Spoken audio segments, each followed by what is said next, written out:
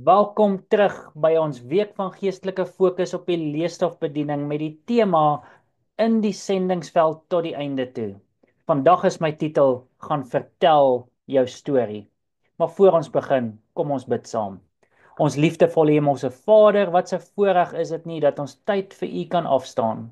Heer, praat met ons harte deur hierdie boodskap en bemoedig ons om ons storie ook te gaan vertel vir 'n verlore gaande wêreld daar buite.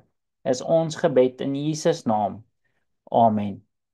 Nou die fokus-teks van ons studie begin daar in Lukas 1 vers 1 tot 4 en daar staan geskrywe: Aangesien baie onderneem het om 'n verhaal op te stel oor die dinge wat onder ons al vervul is, soos hulle wat van die begin af ooggetuies en dienaars van die woord was, dit aan ons oorgelewer het, het ek dit ook goed gedink, hooggeagte Theophilus, nadat ek van vooraf alles noukeurig ondersoek het, om dit in volgorde aan u te skrywe, sodat u met volle sekerheid kan weet die dinge waaromtrent u onderrig is. Nou die storie van Jesus was bekend. Dit is mondelings oorgedra van een persoon na die ander persoon. Die disippels het dit so dikwels vertel dat dit oral versprei het. Dit blyk asof die meeste mense dit geglo het, want die reisigers na Emmaus het gevra: "Is u alleen 'n vreemdeling in Jerusalem en weet u nie van die dinge wat in hierdie dae daarin gebeur het nie?"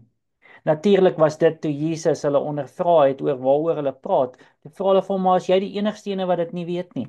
Dit vertel vir ons dat hierdie storie versprei was en mense dit geglo het. Dit dui aan dat die storie aanvaar was as waar. Maar waarom sou Lukas nog 'n keer dieselfde storie vertel? Veral omdat hy nie 'n ooggetuie is nie. Lukas het geweet die storie is onvolledig sonder sy bydra. Die storie van redding is onvolledig totdat ek en jy ons kant van die storie vertel. Lukas het dus sy storie vertel.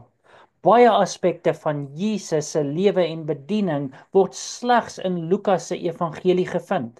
Byvoorbeeld, hy alleen vertel van die 70 disippels wat teruggekeer het in blydskap. Hy alleen vertel van Saggeus. Hy alleen vertel die gelykenis van die verlore seun. Hy alleen vertel die ryk man en Lazarus se gelykenis. Hy alleen vertel van die goeie Samaritaan. Hy alleen vertel van die vriend wat middernag kom vra het om brood. Hy alleen vertel van die onvrugbare vyeboom. Hy alleen vertel van die onregverdige regter en die volhardende weduwee. Hy alleen vertel van die ryk dwaas. Hy alleen beskryf hoe Pilatus verklaar het dat Jesus onskuldig is. Hy alleen sê dat Jesus tussen twee diewe gekruisig is. Hy alleen vertel hoe Jesus aan die Emmausgangers verskyn het. Dank God vir Lukas se bydrae.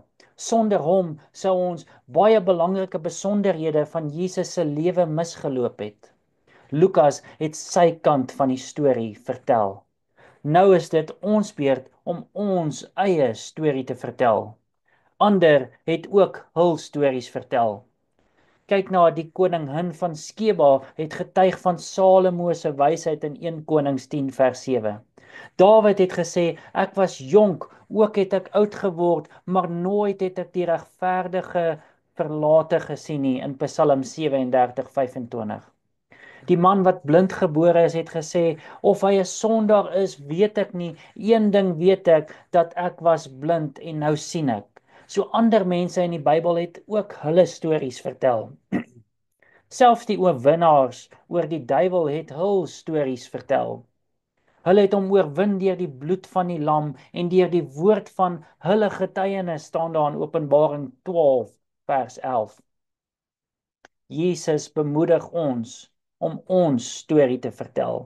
In Markus 5 wou die besetene wat Jesus genees het saam met hom gaan, maar Jesus het gesê: "Gaan huis toe na jou mense toe en vertel hulle wat 'n groot dinge die Here aan jou gedoen het."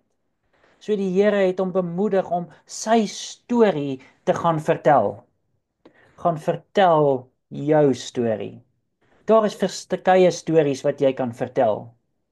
Die storie van hoe God jou gevind en jou gered het.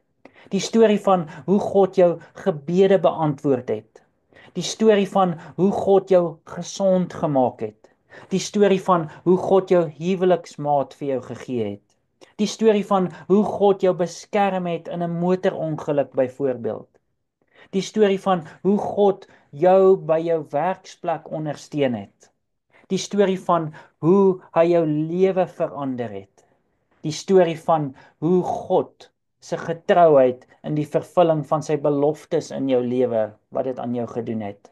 Die storie van hoe God vir jou werk voorsien het toe jy niemand geken het nie.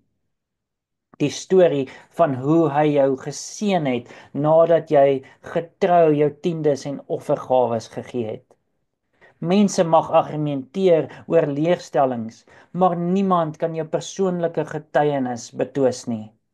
Die gevolgtrekking is, die storie van Jesus is onvolledig totdat jy en ek ons kant van die storie vertel. Die storie van God se krag om te red is onvolledig totdat ons vertel hoe hy ons gered het. Die storie van God se getrouheid is onvolledig totdat ons sy getrouheid in ons lewens kan deel. Die storie van hoe God gebede beantwoord het is onvolledig totdat ons kan vertel hoe hy ons eie gebede beantwoord het. Die storie van God se wonderwerke is onvolledig totdat jy vertel wat se wonderwerke hy in jou lewe gedoen het. Gaan vertel jou storie. Wil jy jou storie vertel tot eer van God? Wil jy jou getuienis deel met jou kinders, met jou bure, met jou vriende, met die gemeenskap? As dit jou gebeurte is, kom ons bid saam. Here, ons elkeen het 'n getuienis. Ons elkeen het 'n storie om te vertel hoe die Here ons gered het. Hoe die Here ons gesond gemaak het. Hoe die Here ons beskerm het, hoe sy beloftes in ons lewe vervul is en hoe groot van ons gebede beantwoord was. Heer, help ons om ons storie te gaan vertel. Dat ons kan vertel wat die Here vir ons in ons lewens gedoen het. Heer, help ons en lei ons met U Heilige Gees, sodat ons waarlik getuies kan wees, getuies wat ons storie kan vertel, waar ons kan vertel hoe verlossing ons geraak het, hoe Jesus ons lewens geraak het. Heer, dankie dat U ons wil deel hê van U missie. Help ons om sendelinge te wees tot die einde toe, is ons gebed in Jesus naam. Amen.